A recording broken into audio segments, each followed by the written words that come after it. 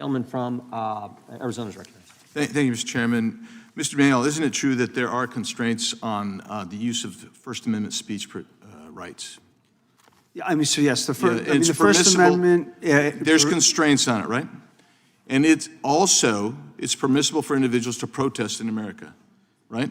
There are rights to Right. protest in the United States. And of people can America. even, courts have found, I mean, these are yes or no, you don't need to. Sure. If you filibuster, which sometimes people like to do, we'll never get through this.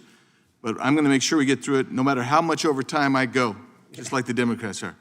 People can even video police actions in public spaces, right? Courts have held that. Yes. Multiple courts, right? Yes. But there is a caveat to that right, isn't there? There's a list of constraints even there, right? So, for instance, you cannot videotape police activity if there's a reasonable expectation of privacy by anyone there, right? I'm That's not what the following courts that. say? I'm not following that. You have a right to videotape law enforcement when law enforcement is conducting its activity in public spaces. In public That is spaces, what's right? going But if on. there's a reasonable expectation of privacy, courts have said that you can't go beyond that. They've also said you can't interfere or obstruct police activities, right? The First Amendment does not protect interference with law enforcement, obstruction. Yeah, you don't need to repeat everything I say. You can either agree or disagree. That's fine. If there's an intention to interfere, or if the individual should have known that they were interfering, their right to videotape is not protected. Isn't that true? The issue that is happening is when there is unlawful speech, when it's not protected, it does not give law enforcement the right to wildly pepper spray. It does not give them the right to deploy tear gas. Okay, so you want to pontificate. We realize that you were brought here to pontificate the Democrats' deal. I was brought here to tell you what's happening on the ground in Minnesota, and it is happening, and it is being recognized by Republicans and Democrats. The time belongs to the gentleman. The time belongs to the gentleman from Arizona. Yeah, I'm asking you questions. You answer them. You can agree or disagree, but these are very simple.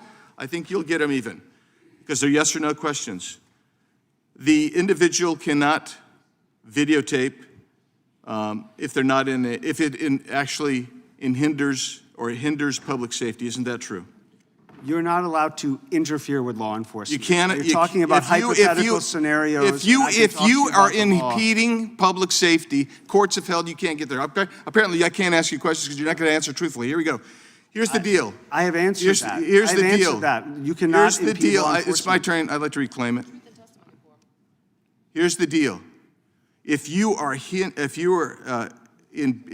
impeding public safety, the courts have said you cannot continue to videotape. The courts have said the police can set distance parameters that the public must stand back from to preserve public safety or to prevent damage to a crime scene. You would agree with that much at least, right? Yes, there are limits to protected speech. You can't enter private property. You can only do it on public property, right? There are limits to protected speech. You're giving hypotheticals that are really broad. These are court cases. You can't trespass either, right? You cannot violate someone's privacy rights. That is all true. Yes. That's true. Let's watch a video real quick here of what's going on in Minnesota. This is not peaceful protest.